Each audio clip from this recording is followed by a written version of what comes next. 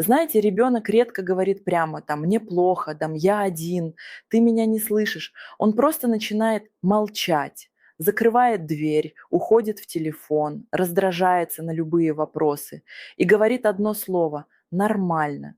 Но нормально у подростка – это не про спокойствие, это часто про «мне страшно, но я не знаю, как сказать».